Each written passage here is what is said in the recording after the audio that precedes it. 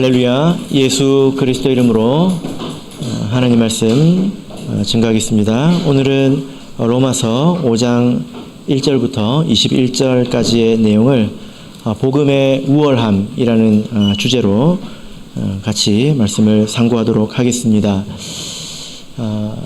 성경에 아주 유명한 이야기가 탕자의 이야기이죠. 이 탕자가 집으로 돌아왔을 때에 아버지가 가장 먼저 해준 게 뭘까요? 탕자가 돌아와서 이제 아버지께 돌아왔지 않습니까? 그때 아버지가 가장 먼저 한 게 있습니다. 그게 뭘까요? 자, 우리 누가복음 15장을 우리 찾아보겠습니다. 누가복음 15장. 누가복음 15장 22절을 보겠습니다.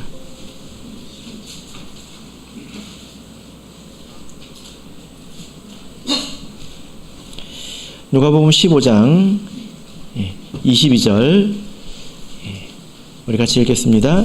시작. 아버지는 종들에게 이르되 제일 좋은 옷을 내어다가 입히고 손에 가락지를 끼우고 발에 신을 신기라. 가장 먼저 아버지가 해준 게 뭐죠? 가장 좋은 옷을 입히라 라는 것입니다. 이 옷은 그 사람의 신분을 이야기를 하죠.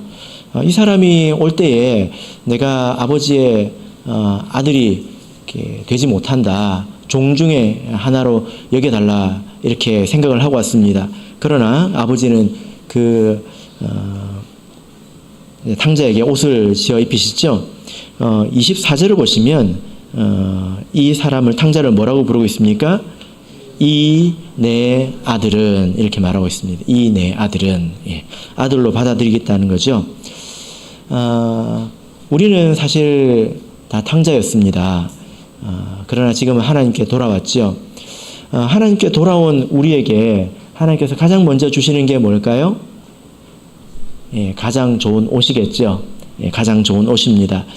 복음 안에서 우리가 입을 수 있는 옷이 무엇일까요? 바로 하나님의 의라고 하는 거룩한 옷이 되겠습니다. 이것을 갈라디아서 3장 27절에서는 예수 그리스도로 옷 입었다 이렇게 말씀을 합니다. 그리고 계시록에서는 이것을 흰옷이라고 표현을 하고 있죠. 그래서 예수 그리스도 이름으로 세례를 받은 우리 모든 성도님들께서는 이 흰옷을 입고 있습니다. 이것은 의롭다 칭함을 받는다 라는 것이죠. 의롭다 칭함을 받는다라는 것을 우리가 줄여서 칭의라고 이렇게도 이야기를 합니다. 자, 본문의 말씀으로 이제 다시 한번 돌아가 보겠습니다. 로마서 5장 1절을 읽겠습니다.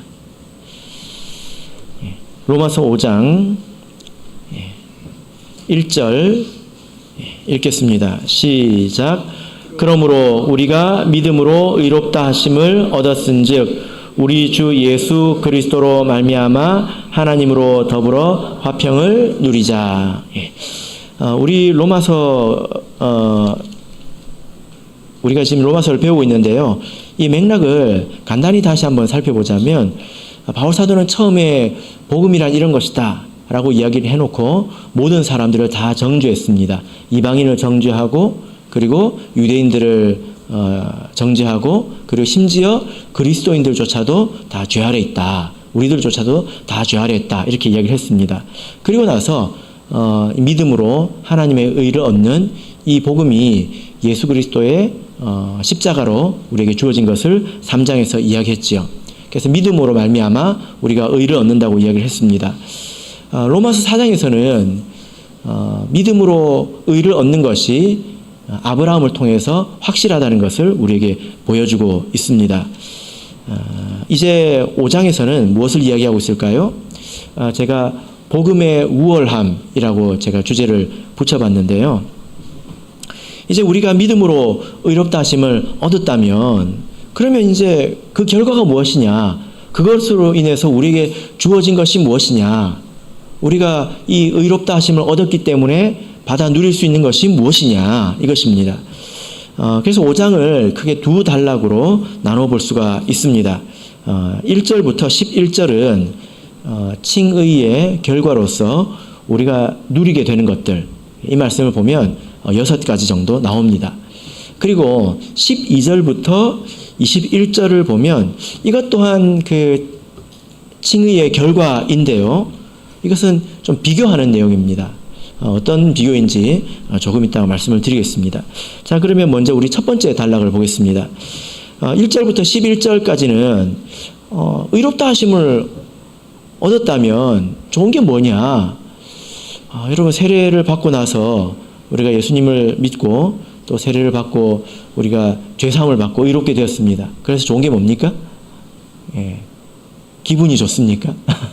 뭐죠? 예. 자, 우리 말씀을 통해서 보겠습니다. 이것이 깊이 공감이 된다면 우리가 잘 누리고 있는 거죠.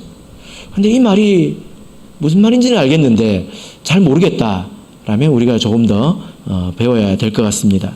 자, 1절 6가지인데요. 2가지씩 묶어서 봐도 될 것 같습니다. 첫 번째 보면 1절에 어떤 내용이 나옵니까? 우리 주 예수 그리스도로 말미암아 하나님으로 더불어 화평을 누리자. 예, 누리자, 이것은 못 누리고 있는데 앞으로 누리자, 이제 그런 말이지만 원문을 보면 우리가 하나님으로 더불어 화평을 누린다, 이렇게 되어 있습니다. 우리가 누리고 있다, 이것입니다. 그리고 2절을 보시면요, 2절을 읽어볼까요? 2절 읽겠습니다. 시작. 또한 그로 말미암아 우리가 믿음으로 서 있는 이 은혜에 들어감을 얻었으며. 예, 됐습니다. 자, 여기 보면 두 번째로 우리가 믿음으로 이 은혜에 들어갔다, 이렇게 말씀을 하고 있죠. 2가지를 말씀드렸습니다. 첫 번째는 하나님과 더불어 화평을 누린다. 두 번째는 이 은혜에 들어갔다, 이것입니다. 여러분, 예를 들어 제가 이렇게 말을 한번 해볼게요. 시윤이가 예배당에 들어갔다. 이 말은 시윤이가 지금 예배당에 있는 것일까요? 없는 것일까요? 예? 있는 거예요. 예. 근데 속으로 근데 나왔다, 이렇게 말했을 수도 있잖아요. 예. 한국어에는 여기 이것에 대해서 말하고 있지 않습니다. 근데 이제 영어라든지 헬라어 원문을 보면 그것까지 포함해서 말하는 문법이 있어요. 이게 뭐 이런 이야기하면 어렵잖아요. 근데 이 말의 뜻은 뭐냐면은 안에 들어가서 그 안에 머물러 있다, 이런 뜻입니다. 그렇게 볼 수가 있습니다. 그래서 우리는 하나님과 화평을 누리고 은혜 안에 들어가 거기 머무르고 있다는 것입니다. 하나님과 화평을 누린다는 게 무엇입니까? 우리가 많이 배웠죠. 죄로 말미암아서 우리가 하나님의 진노 아래에 있었습니다. 하나님께서 공의로우시기 때문에 우리가 진노 아래에 있었는데 이제 그 진노가 화해되고 하나님과의 관계가 회복되었다는 것입니다. 우리 계시록 6장 17절을 보겠습니다.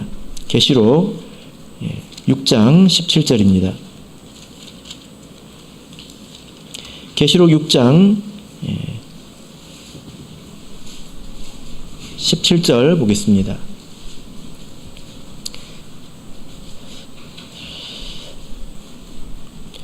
계시록 6장 17절 읽겠습니다. 시작.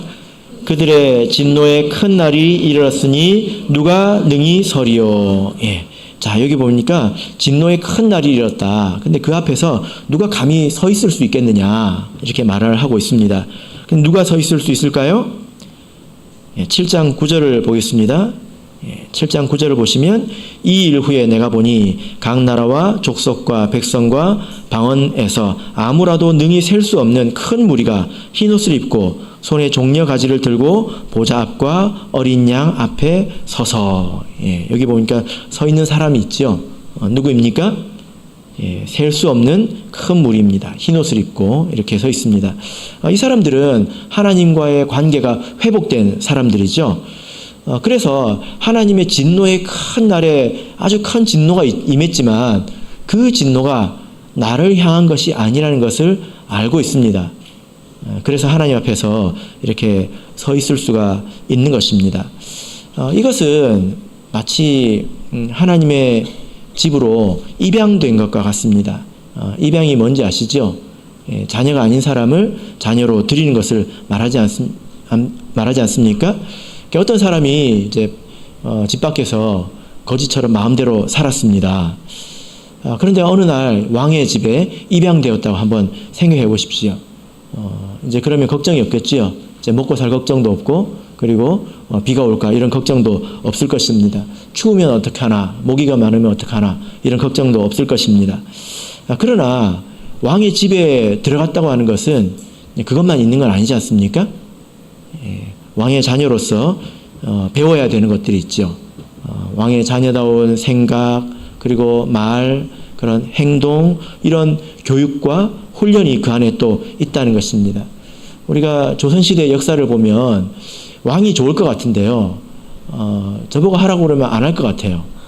왜냐하면 배워야 되는 것이 너무 많고 그 삶이 너무 피곤하고 이제 고단하더라고요.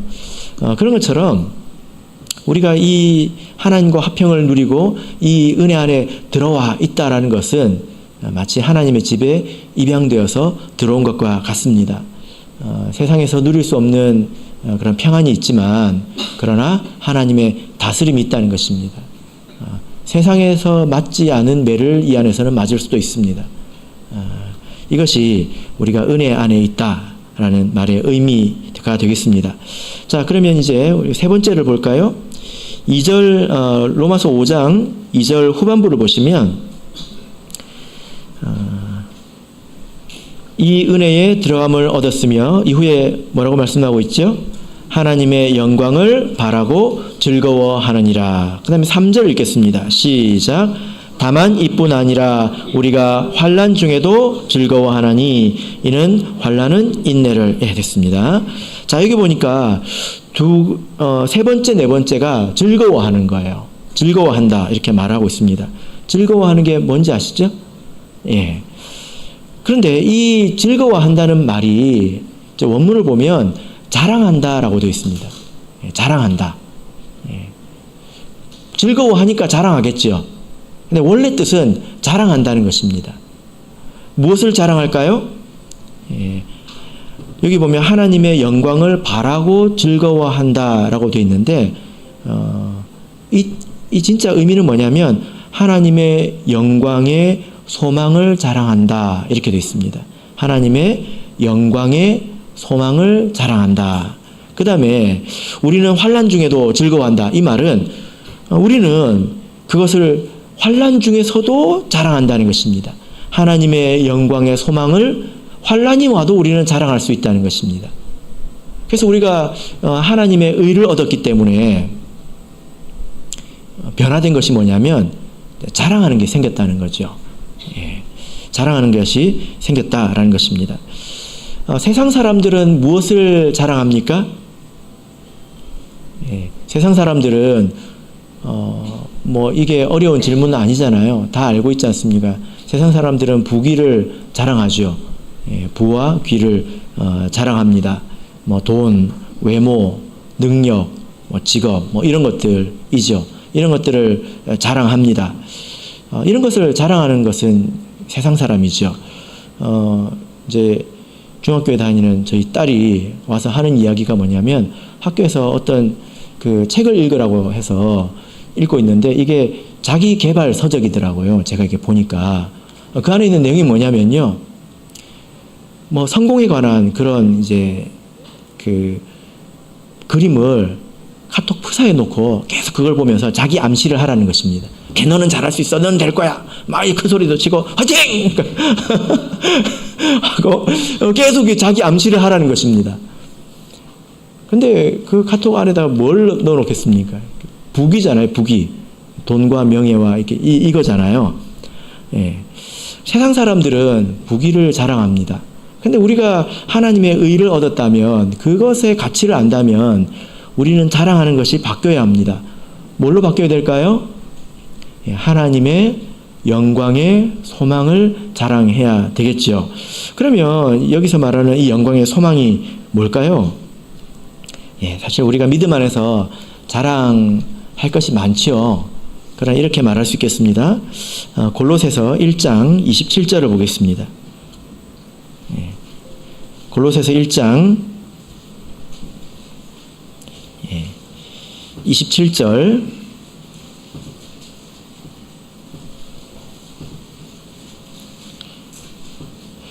골로새서 1장 27절 자, 우리 같이 읽겠습니다.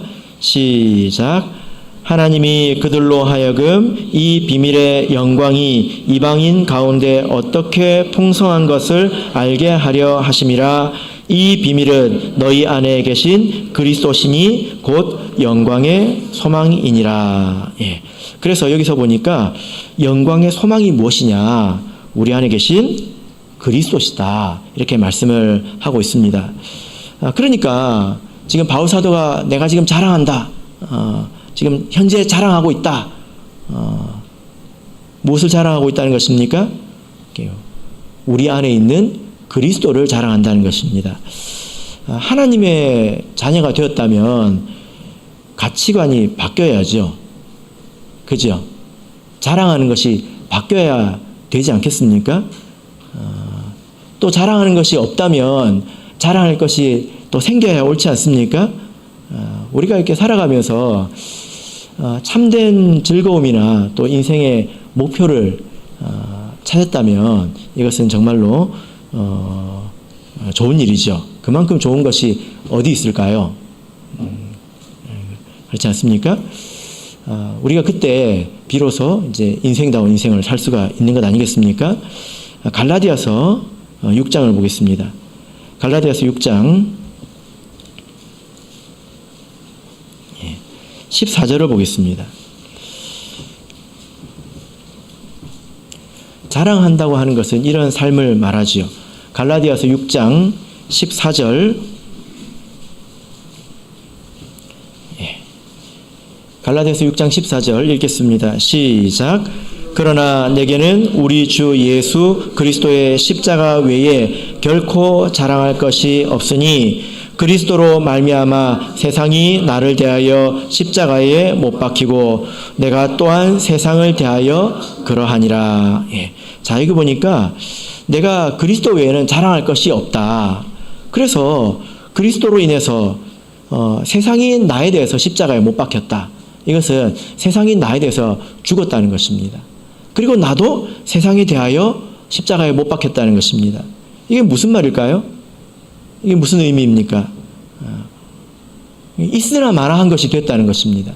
세상에서 자랑하는 것들이 나에게는 그리스도로 인해서 있으나 마나한 것이 됐다는 것입니다. 그리고 나라고 하는 사람도 세상으로 보자면 세상에서 세상이 나를 볼 때 있으나 마나한 그런 사람이라는 것입니다. 의미가 달라졌다라는 거죠. 이것이 바로 자랑하는 것입니다. 우리 그리스도인이 세상에서 우리가 주님을 섬기듯이 열심히 뭐든지 해야 합니다. 성실하게 해야 합니다. 그러나 그것이 세상에서 우리가 발견되려고 세상에서 우리가 드러나려고 하는 것은 아닙니다. 세상에 어떤 의미가 있기 때문에 그렇게 하는 것은 아니라는 것입니다. 그래서 바울 사도는 세상이 나에 대해서 죽었다 이렇게 이야기를 하고 있지요. 나도 세상으로 보자면 의미가 없다 이렇게 말을 하고 있습니다. 그래서 바울 사도는 자기에게 유익하던 것을 다 배설물로 여긴다고 말하고 있지 않습니까? 그리고 나서 하는 말이 뭐냐면 나는 오직 예수 안에서 발견되고 싶다 이렇게 말을 하고 있습니다. 나는 예수 안에서 의미 있는 인생을 살고 싶다라는 이야기죠. 우리가 내가 지금 가지고 있는 것이 무엇인지 안다면은 우리도 이렇게 될 것입니다. 예수 그리스도를 자랑하고 세상의 것이 의미 없다는 것을 우리가 잘 알게 되겠죠. 심지어 환난 중에서도 즐거워한다 이렇게 말씀을 하고 있습니다. 자, 본문으로 돌아가겠습니다. 환난 가운데서도 우리는 그리스도를 자랑한다라고 말을 하고 있습니다. 믿음은 때로 환난을 불러오지 않습니까? 그런데도 우리가 믿음을 자랑한다, 그리스도를 자랑한다 이렇게 말씀을 하고 있습니다. 환난이 귀한 이유가 뭘까요? 환난이 귀중한 이유가 무엇입니까? 자, 우리 3절, 4절을 읽어보겠습니다. 로마서 5장 3절, 4절 읽겠습니다. 시작. 다만 이뿐 아니라 우리가 환난 중에도 즐거워하나니 이는 환난은 인내를, 인내는 연단을, 연단은 소망을 이루는 줄 알미로다. 예, 여기 또 소망이 나왔습니다. 소망이 이루려면요, 소망이 이루어지려면 그냥 되지 않습니다. 어떤 사람이 소망을 이룰 수 있습니까? 예, 연단된 사람들, 단련받은 사람들이 소망을 이루게 되죠. 그런데 어떤 사람이 단련받을 수 있을까요? 예, 인내심이 있어야 합니다. 예, 인내가 있어야 합니다. 예, 어떤 사람이 인내를 가질 수 있을까요? 예, 환난 당한 사람이 인내를 가지게 됩니다. 그래서 우리가 조금 환난을 당한다면 우리가 인내를 가지게 되죠. 그래서 우리가 더 연단을 견딜 수 있습니다. 그래서 소망을 점점 이루어가게 되는 것입니다. 저기 프랑스에 가면 아주 그 포도로 유명한 그런 지역이 있다고 해요. 그런데 거기서 그 나무를 이렇게 심을 때 그 방법이 있는데, 나무를 심을 때 아주 척박한 땅에 나무를 심는다고 합니다. 왜냐하면은 처음부터 이제 거름을 잘 주면요, 나무가 이렇게 빨리 열매를 맺는데요. 그러나 그것이 그렇게 좋지 않다고 합니다. 척박한 땅에 심으면 어떻게 될까요? 나무가 죽기 살기로 뿌리를 내린다고 합니다. 뿌리를 내려야 사니까 자기가 가진 힘을 다해서 뿌리를 내린대요. 그리고 나면 이후에 이 나무가 아주 강하고 또 고품질의 열매를 맺을 수 있다고 합니다. 우리 신앙이 이와 같습니다.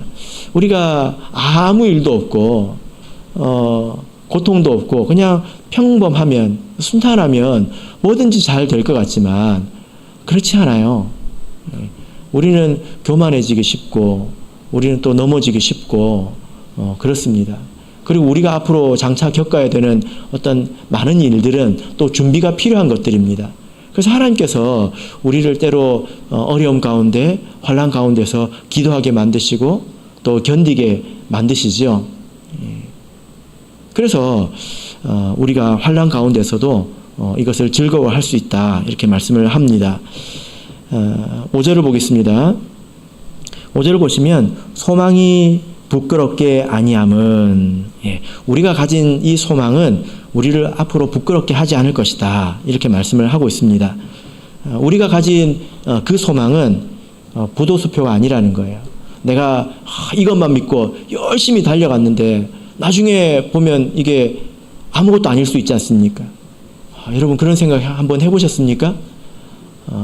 여러분이 혹시 다 속고 있는 건 아닐까요? 열심히 달려갔는데, 열심히 신앙생활을 했는데 나중에 보니까 아무것도 아니에요. 실제로 세상에 그런 사람들이 많이 있지 않습니까? 우리 눈으로 보기에, 그 사람들의 눈으로 보기에는 또 우리가 그럴 수도 있겠는데, 그러나 우리가 가진 이 소망은 부끄럽게 아니한다, 이렇게 말씀을 하고 있습니다. 이것을 믿으시기 바랍니다. 5절, 6번째를 보겠습니다. 9절, 10절을 먼저 보겠습니다. 9절, 10절 읽겠습니다. 시작. 그러면 이제 우리가 그 피를 인하여 의롭다 하심을 얻었은즉 더욱 그로 말미암아 진노하심에서 구원을 얻을 것이니 곧 우리가 원수 되었을 때에 그 아들의 죽으심으로 말미암아 하나님으로 더불어 화목되었은즉 화목된 자로서는 더욱 그의 살으심을 인하여 구원을 얻을 것이니라. 자, 여기서 이제 5번째로 구원을 얻을 것이다. 구원을 얻을 것이다, 이렇게 말하고 있습니다. 구원에 대해서 말씀드린 것 기억나시죠? 그러나 여기서 말하는 이 구원은 이제 미래에 얻을 구원, 장차 얻을 영생을 말하고 있는 것입니다.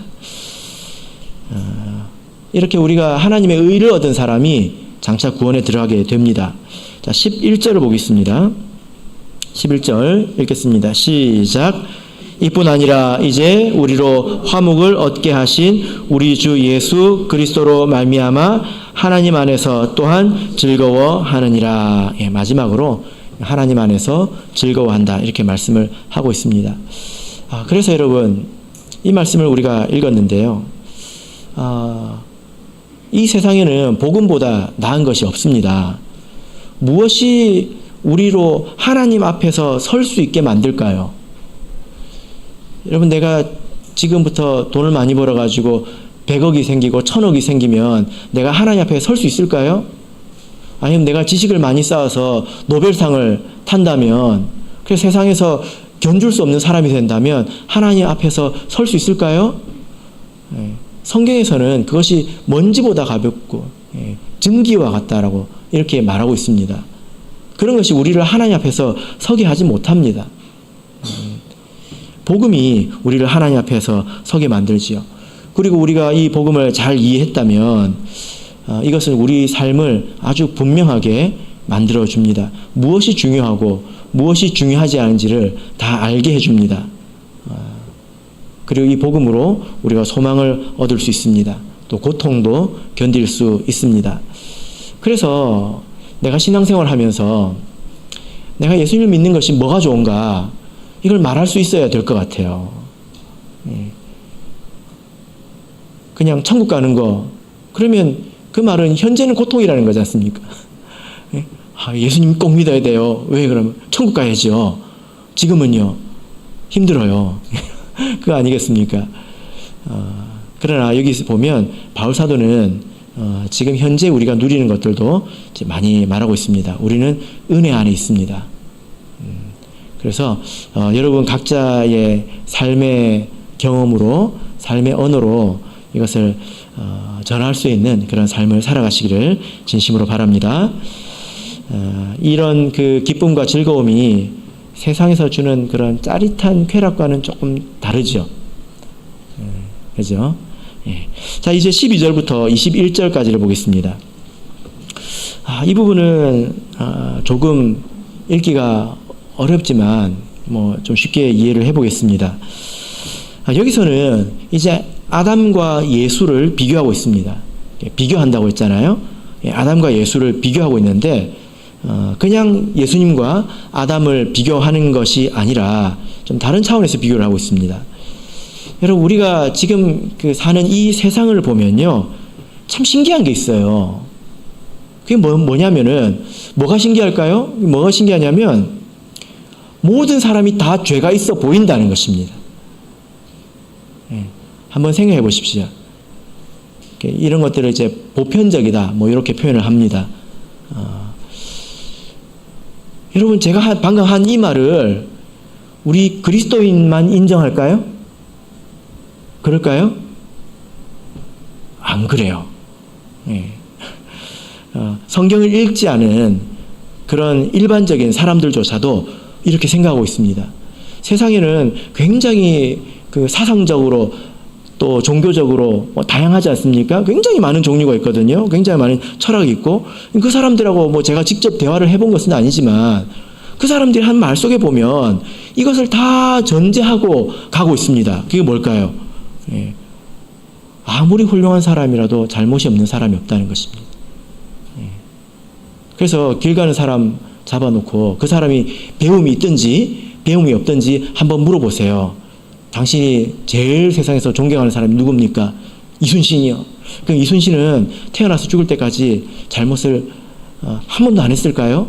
그러면 뭐라고 말할까요? 그런 사람이 어디 있어요? 이렇게 이야기할 것입니다. 그러니까 참 신기하다는 거예요. 세상의 모든 사람들이 다 죄가 있다라는 것을 세상 모든 사람들이 인정하고 있다는 것입니다. 좀 신기하지 않습니까? 그래서 우리가 어렸을 때를 생각을 해보면 사람은 죄가 무엇인지 알기도 전에 이미 죄를 짓고 있는 상황이잖아요. 죄라는 것을 자각하는 순간, 그런 개념이 드는 순간 자기를 돌아보면 이미 죄가 이만큼 쌓여 있지 않습니까? 사람이 그렇다는 것입니다. 그래서 우리가 이 문제를 생각을 해보자는 건데, 왜 세상이 이렇게 되었을까? 왜 사람에게는 이런 문제가 생겼을까요? 여러분, 고양이도 그럴까요? 그런 생각 해보셨습니까? 왜 사람은 다 하나같이 부족하고 다 죄를 지을까? 심지어 자기들이 양심적으로 나쁘다고 생각하는 것들을 또 하지 않습니까? 안 그런 사람이 있을까요? 예. 고양이도 그럴까요? 고양이도 이것 좀 나쁜 건데 하면서 할까요? 예. 사람이 참 독특하고도 그리고 세상이 어떻게 이렇게 되었는가 참 신기할 따름입니다. 그래서 우리가 먼저 이제 생각해 볼 수 있는 것은 죄라는 것이 도대체 어떻게 시작이 되었는가라는 문제입니다. 예, 죄라고 하는 것이 어떻게 시작이 되었는가. 자, 12절을 보겠습니다. 12절 읽겠습니다. 시작. 이러므로 한 사람으로 말미암아 죄가 세상에 들어오고 죄로 말미암아 사망이 왔나니 이와 같이 모든 사람이 죄를 지었으므로 사망이 모든 사람에게 이르렀느니라. 예. 한 사람으로 말미암아 죄가 세상에 들어왔다. 이렇게 말씀을 하고 있습니다. 그러니까 세상에는 본래 죄가 없었죠. 예, 세상 밖에 죄가 있었습니다. 그런데 그 죄가 아담으로 말미암아 들어왔다라고 말하고 있습니다.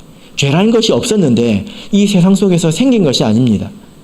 죄가 있었는데 죄가 세상으로 들어왔다는 거죠. 그러면 이 세상 밖에 있던 죄는 본래 있었던 것일까요? 하나님이 그 죄를 만드셨을까요? 이 죄라고 하는 것은 어디서 왔을까요? 자, 우리 유다서 1장 6절을 보겠습니다. 유다서 1장 6절입니다.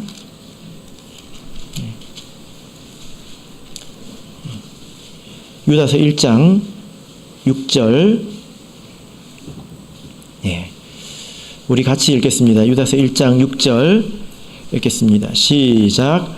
또 자기 지위를 지키지 아니하고 자기 처소를 떠난 천사들을 큰 날의 심판까지 영원한 결박으로 흑암에 가두셨으며. 자, 여기 보니까 사단에 대해서 뭐라고 말씀하고 있습니까? 자기 지위를 지키지 아니하고 자기 처소를 떠났다 이렇게 말하고 있습니다. 자기 위치가 있었다는 거예요. 그러니까 자기 위치에서 벗어났다는 것입니다. 그러니까 하나님께서 애초에 마귀를 만드신 것이 아닙니다. 그리고 애초에 타락한 죄지은 아담을 만들지 않았습니다. 죽는 아담을 만들지 않았다는 거예요. 하나님께서는 아름답게 만드셨지만 그것이 자기 자리를 떠났다는 것입니다. 자기 처소를 떠나고 자기 위치를 벗어났다는 것입니다. 이것을 타락이라고 합니다. 그래서 이제 죄라고 하는 것은 바로 이 타락에서 생겨난 거죠. 자기 지위를 위치를 떠난 것입니다. 그래서 보면 아담도 자기 위치를 떠나지 않았습니까? 선악을 알게 하는 그 나무의 과실을 왜 먹었습니까? 하나님과 같이 되려고 먹었잖아요. 그렇죠? 제가 지금 그림을 하나 보여드릴 텐데요. 한번 그림을 열어주시기 바랍니다. 잘 보이십니까? 제가 방금 말씀드린 내용을 정리를 한 것입니다. 본래 하나님께서 지으신 세상은 보시기에 좋았다 이렇게 말하고 있습니다. 이 세상에 죄가 있었다면 보시기에 좋았다 이렇게 말씀을 안 하셨겠죠. 그죠? 거기에는 죄가 없었습니다. 또 악이 없었습니다. 그런데 사람이 타락했죠. 그것은 이제 사단의 유혹으로 말미암아서 된 것입니다. 그래서 이 세상이 하나님께서 보시기 좋은 그 세상에서 이제 아래쪽에 있는 새까만 이제 흑암의 권세 아래 놓이게 되었습니다. 그래서 새까만 나라가 됐다는 거예요. 새까만 곳이 되었다는 것입니다. 그런데 이제 예수님께서 이 땅에 오셔가지고 말씀이 육신이 되어서 이 땅에 오셨죠. 그래서 이 온 세상 안에 이렇게 하얀 동그라미를 만드신 것입니다. 예수 그리스도로 말미암아 어떤 새로운 나라를 세우셨죠. 그죠? 이 나라의 이름이 뭘까요? 골로새서 1장 13절을 보겠습니다. 우리 같이 보겠습니다. 골로새서 1장 13절. 골로새서 1장 13절입니다.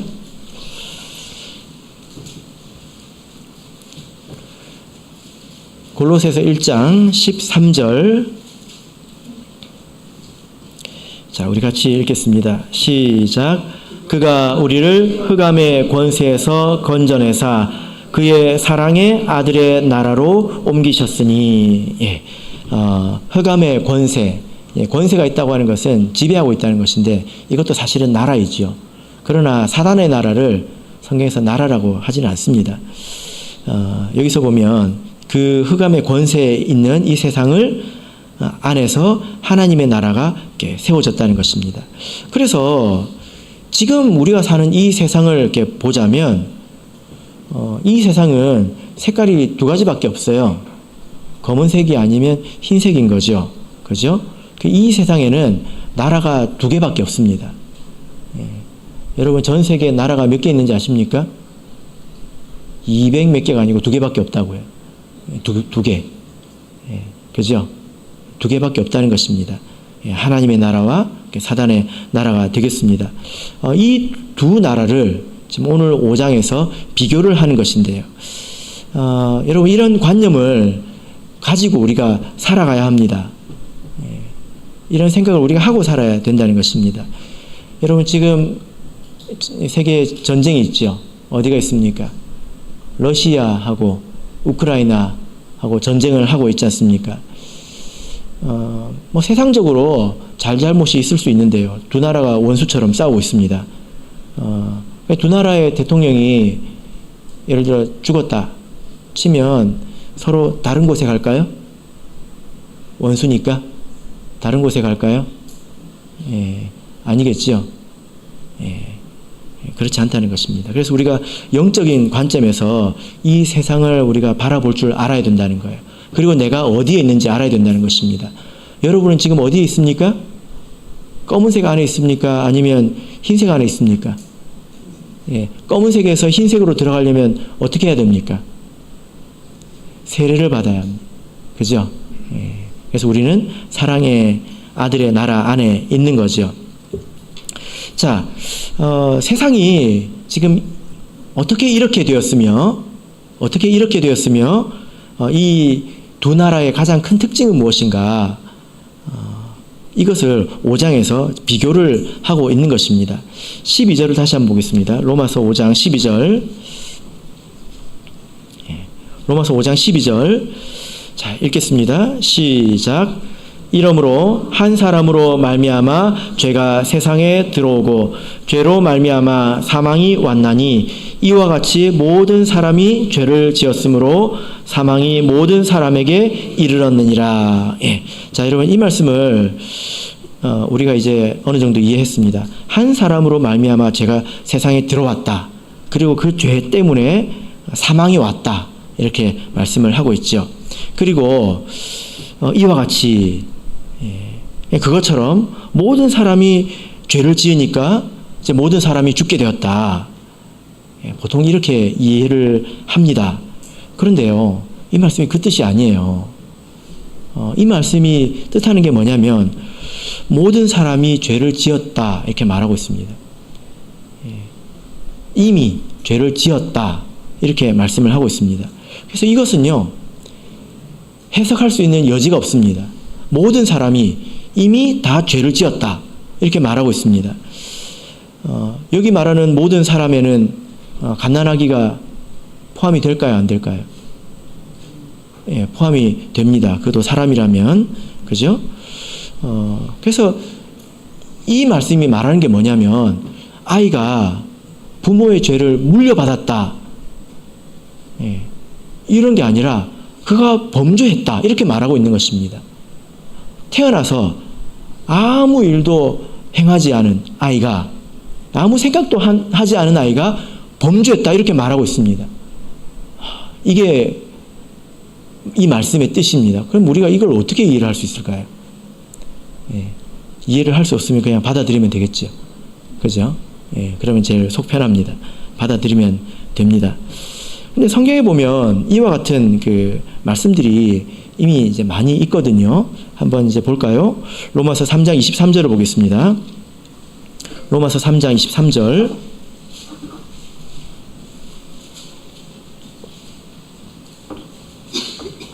로마서 3장 23절 읽겠습니다. 시작. 모든 사람이 죄를 범하였음에 하나님의 영광에 이르지 못하더니. 자, 여러분 보니까 모든 사람이 죄를 범했다 이렇게 말씀을 하고 있잖아요. 우리 교회에서는 이 말씀을 그렇게 이해하고 있습니다. 그래서 유아 세례도 하는 거예요. 만약에 의식이 있는 어떤 사람만이 죄를 범할 수 있다 이렇게 생각을 한다면 유아 세례를 줄 수 없죠. 죄가 있는지 없는지도 모르는데 어떻게 세례를 주겠습니까? 죄가 지은 것을 확인하고 세례를 줘야죠. 그죠? 그러나 우리 교회에서는 그렇게 믿지 않고 모든 사람은 다 죄 가운데서 태어난다. 그리고 이 말씀을 보자면 모든 사람이 이미 범죄했다. 이렇게 우리 교회는 믿습니다. 3장 9절을 보겠습니다. 로마서 3장 9절. 자, 여기서는 조금 다른 말로 표현을 하고 있는데요. 로마서 3장 9절 읽겠습니다. 시작. 그러면 어떠하니요? 우리는 나으니요? 결코 아니라 유대인이나 헬라인이나 다 죄 아래 있다고 우리가 이미 선언하였느니라. 다 죄 아래 있다. 여기 이 다 안에는 악의가 있을까요, 없을까요? 그러니까 죄라고 하는 것이 우리가 실행하는 그런 죄도 있지만 어떤 행동의 개념을 넘어서는 그런 죄도 있다는 것을 우리가 생각하게 됩니다. 예수님께서는 이렇게 말씀을 하셨습니다. 요한복음 8장을 보겠습니다. 요한복음 8장입니다. 요한복음 8장 23절, 24절을 보겠습니다. 요한복음 8장 23절, 24절 읽겠습니다. 시작.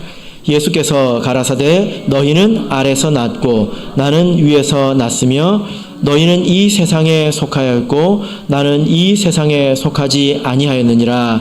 이러므로 내가 너희에게 말하기를 너희가 너희 죄 가운데서 죽으리라 하였노라. 너희가 만일 내가 그인 줄 믿지 아니하면 너희 죄 가운데서 죽으리라. 너희는 아래에서 났고 예수님 혼자 위에서 났다 이렇게 말씀하고 있습니다. 이 아래에서 났다고 하는 것은 죄 아래에서 났다는 거죠. 그래서 이 세상에 속했고 죄 가운데서 죽는다는 것입니다. 예수님만 오직 위에서 나신 분입니다. 그래서 모든 사람은 다 죄 아래에서 났다. 이것이 성경에서 말씀하시는 바입니다. 이것을 우리가 좀 이해하기 힘든 면이 있습니다. 이제 그것은 받아들여야 되겠죠. 우리도 처음에 났을 때는 어디에서 났을까요? 아래에서 났을까요? 위에서 났을까요? 우리도 당연히 아래에서 났겠죠. 죄 가운데서 났겠죠. 그러면 우리는 언제 위에서 날 수 있을까요? 세례를 통해서. 우리가 요한복음 3장에서 이제 거듭나지 아니하면, 이 말의 사실 원래 뜻은요, 위로부터 나지 아니하면입니다. 위로부터 나지 아니하면. 그러니까 너희가 위로부터 나야 된다는 거예요. 요한복음 3장의 의미가 원래는 그것입니다. 그래서 지금 성경에서 이렇게 전체적으로 말하는 바는 인류 전체가 다 죄 아래에 있다는 것입니다.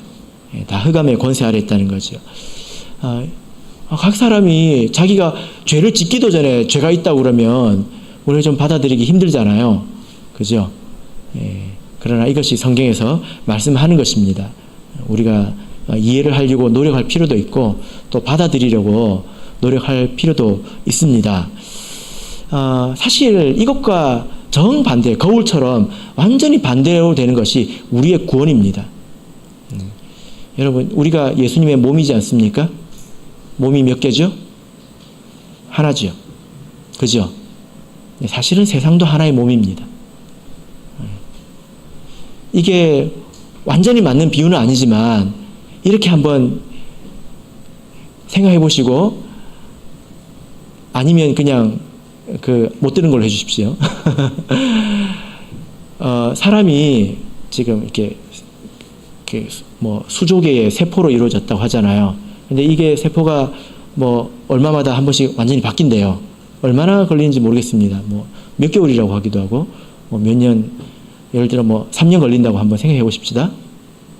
어떤 사람이요, 3년 전에 죄를 범했어요. 그러고 나서 그 죄가 5년 뒤에 걸렸어요.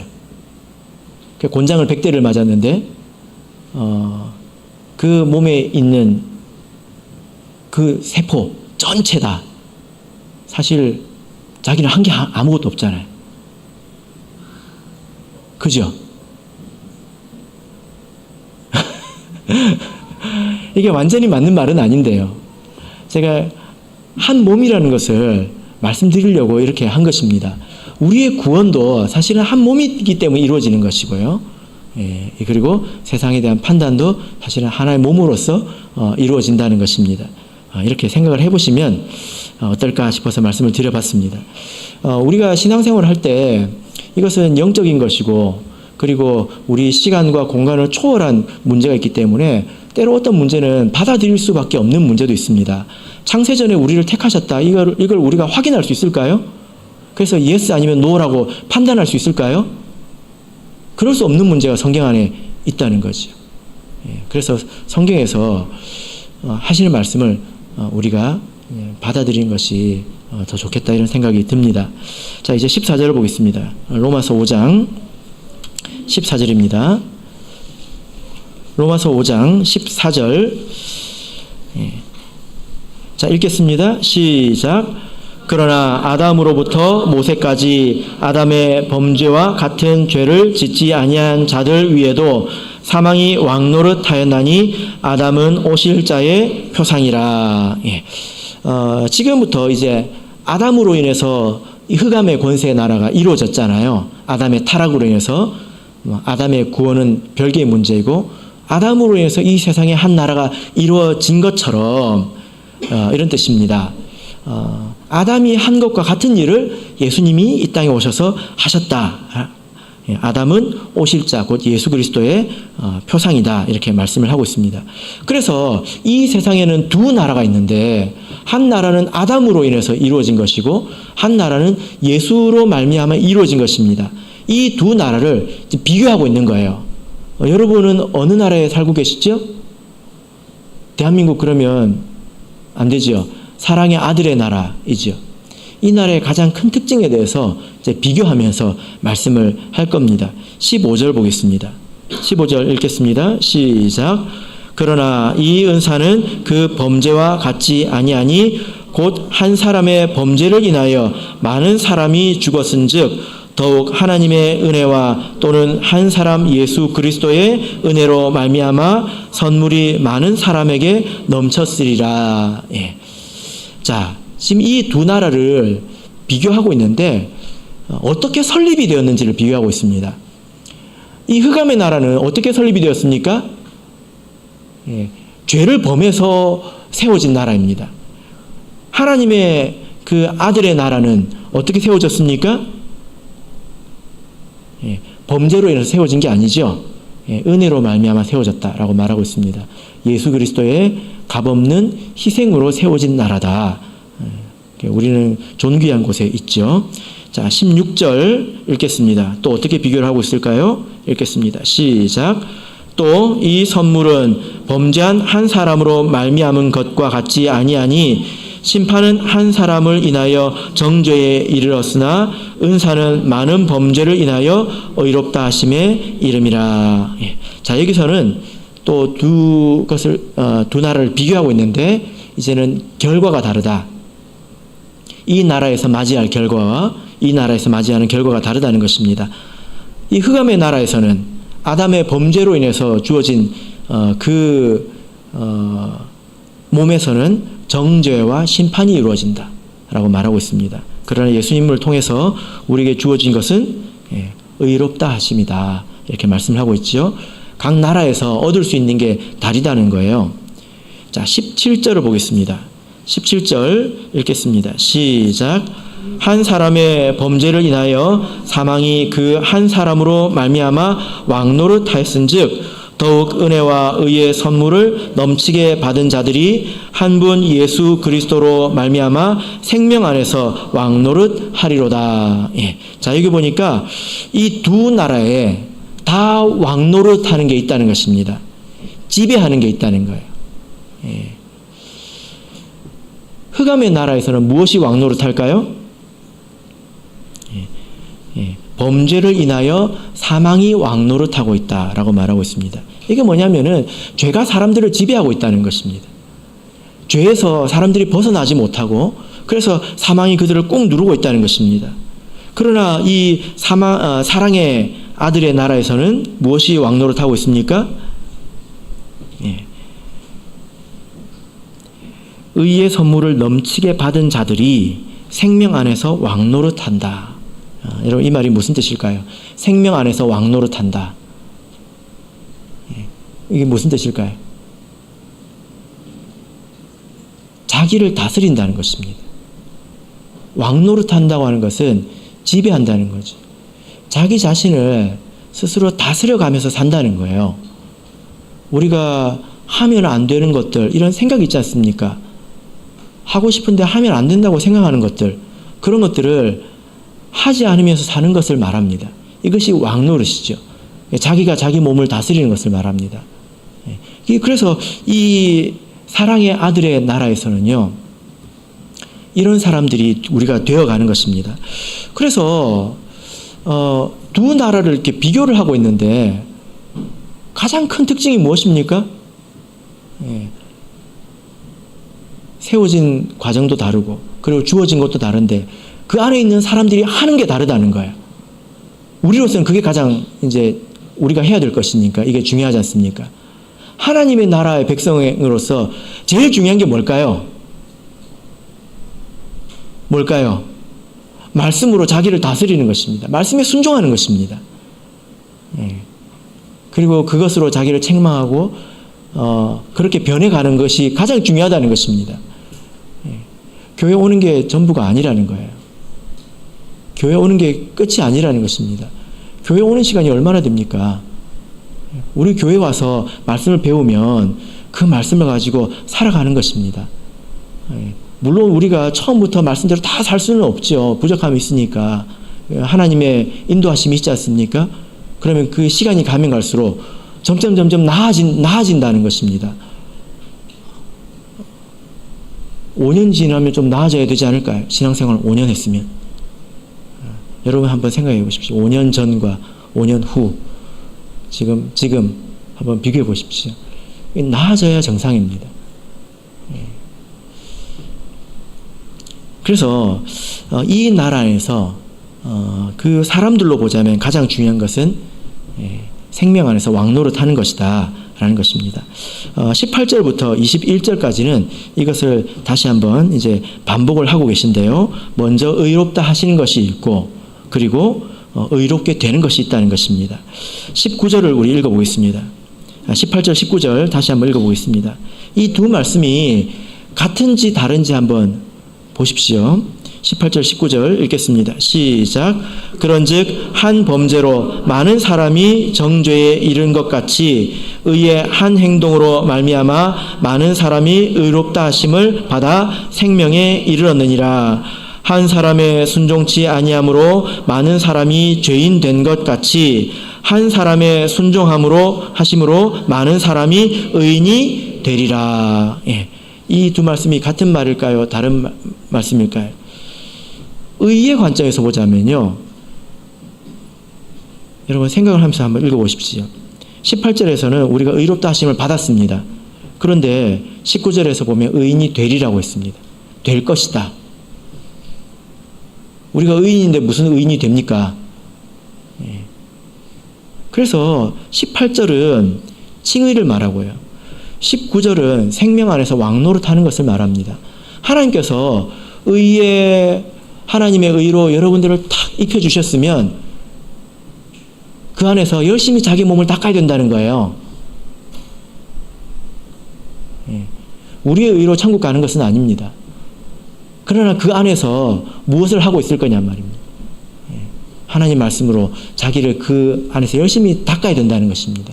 빛나도록 닦아가야 된다는 것입니다. 그래서 이 말씀이 의인이 되리라 이 말씀입니다. 20절 21절 읽겠습니다. 20절 21절 시작.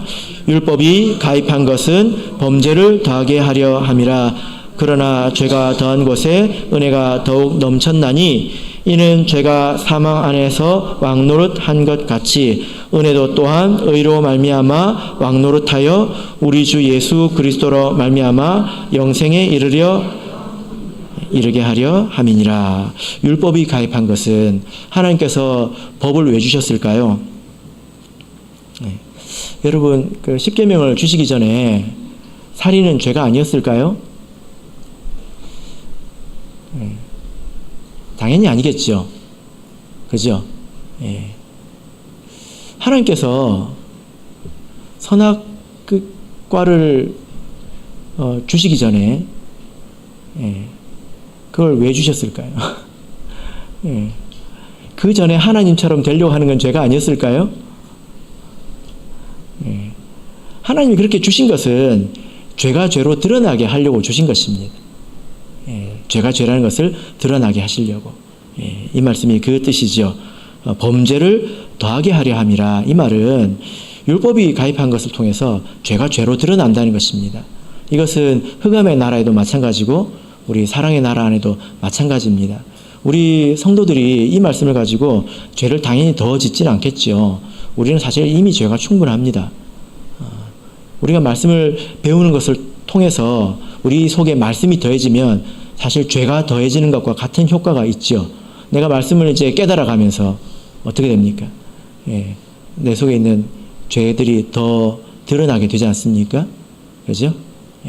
그래서 은혜가 더 넘치게 되는 원리가 여기에 있는 것입니다. 오늘 이 5장의 말씀은 복음의 우월함입니다. 세상에 이 두 나라가 있는데 영적으로 보자면 이 한 나라에 비해서 사랑의 아들의 나라는 월등하다는 것입니다. 시작부터 끝까지 아주 월등하다는 것입니다. 그리고 그 안에서 누리는 것들 6가지를 말씀드렸는데요. 여러분들께서 서로 이 유익이 어떤 것인지를 많이 나누시는 것이 우리 신앙생활의 큰 유익이라고, 우리가 같이 신앙생활하는 그런 또 목적이라고 생각이 됩니다. 바라옵기는 저와 여러분께서 이 복음의 우월함을 항상 느끼고 깨달으면서 살아가시기를 예수 그리스도 이름으로 축복합니다.